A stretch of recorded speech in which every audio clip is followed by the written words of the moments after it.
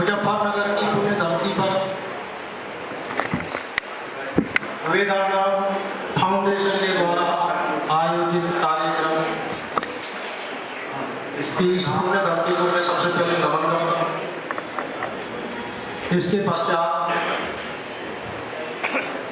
इस कार्यक्रम का आयोजन करने वाले भारतीय किसान यूनियन शिक्षक प्रकोष्ठ के प्रदेश पश्चिमी उत्तर प्रदेश के अध्यक्ष श्री रविंद्र जी और प्रोफेसर कुलदीप मलिक जी को मैं धन्यवाद देता हूं कि उन्होंने शिक्षा की मिसाल जलाने के लिए एक इतने अच्छे कार्यक्रम का आयोजन किया।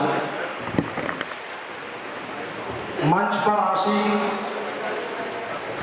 आज की सभा की अध्यक्षता कर रहे विद्वान भूदेव जी,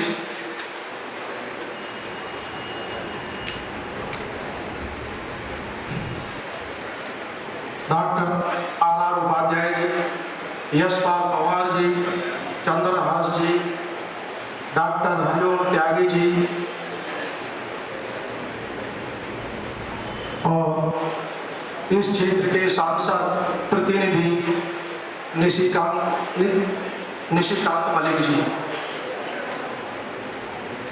सभा का संचालन कर रहे श्री सौरभ जी, मेरे सामने विराजमान शिक्षक बंधु और मातृशक्ति।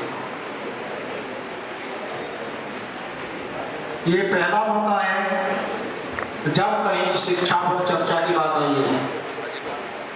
आज शिक्षा की दशा बड़ी दयनीय है। बहुत पहले कभी मैकाले ने एक विचार दिया था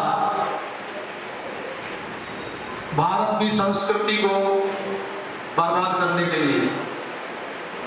आज उसी तरह के विचारों का अनुकरण करते हुए हमारे देश में जो देश को चलाने के कर्ता धर्ता है, उनका एक मकड़जाल ऐसा बन गया है कि शिक्षा को बिल्कुल बर्बाद कर दिया जा रहा है। अभी आप लोगों ने देखी होगी प्राथमिक स्तर पे एक योजना चल रही है निपुण लक्ष्य। बच्चा कुछ सीखे ना सीखे, परीक्षा ऑनलाइन हो गई और किसी को भी 80% से कम मार्क्स नहीं देने, ऐसी शिक्षा चल रही है। ऑनलाइन एक दिन में कम से कम 10 शासनादेश होते हैं। शिक्षक को ये पता नहीं होता किसका अनुपालन करे। ऐसी बेसिक पैठ की व्यवस्थाएं आजकल चल रही हैं और हमारा सौभाग्य है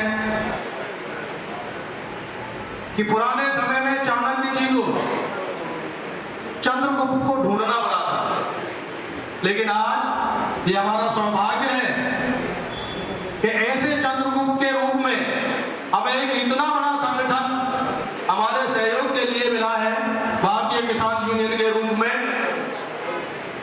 जिससे हम अपनी बात आज उठा सकते हैं। अगर हमें जरूरत है तो केवल इस बात की है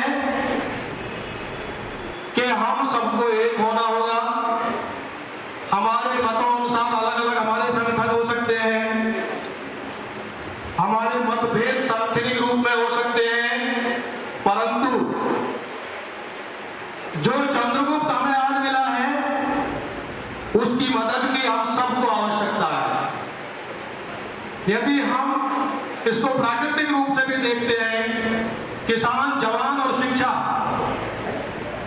तीनों का मेल जब होगा तो समस्याएं सदैव समाप्त हो जाएंगी। इसलिए मैं ये चाहता हूं कि हमारे सभी, चाहे उच्च शिक्षा हो, चाहे प्राथमिक शिक्षा हो, चाहे माध्यमिक शिक्षा हो, सबको एक मंच पर आना होगा और संघर्ष के लिए कमर कसनी होगी।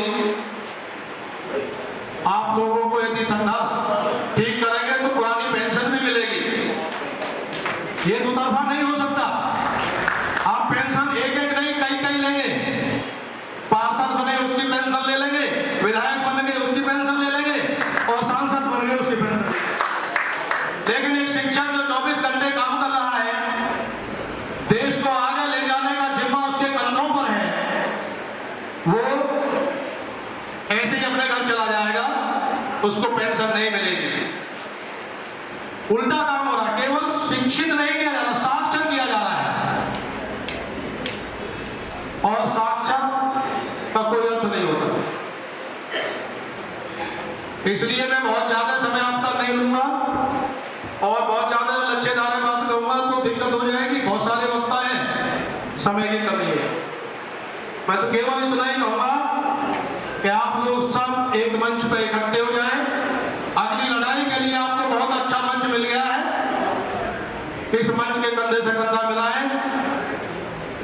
जय भारत।